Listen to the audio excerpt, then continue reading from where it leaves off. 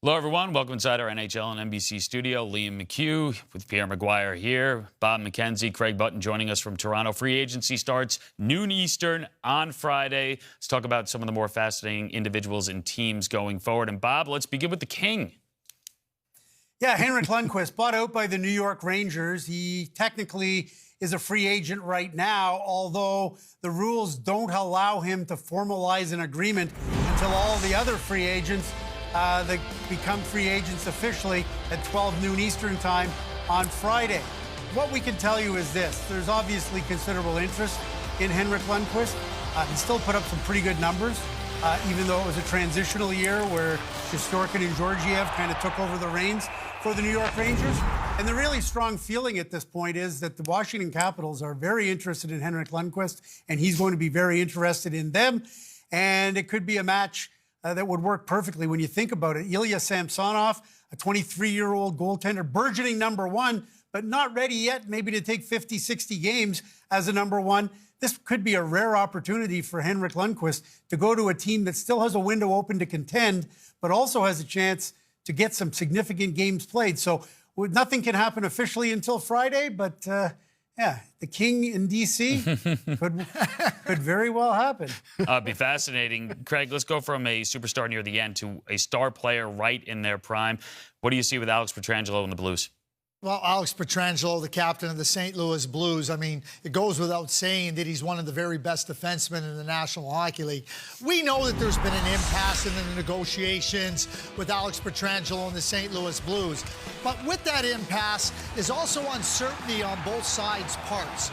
You know, Alex Pietrangelo hitting free agency, he has seen what players in previous years have done, not just in terms of the dollars, but in the way their contracts have been structured.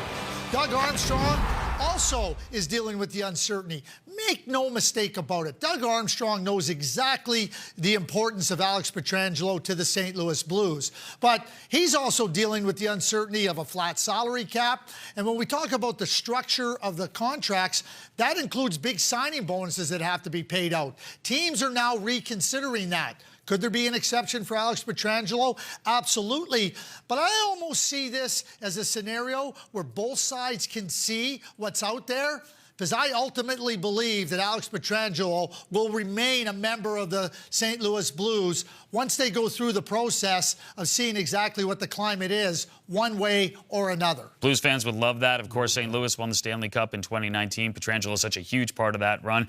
The reigning Stanley Cup champs are the Tampa Bay Lightning. Pierre, how different might they look? Well, it's amazing when you think about the job that Julien BriseBois has to go through right now, Liam. So he's got Victor Hedman as an untouchable. He's got Andrei Vasilevsky as an untouchable.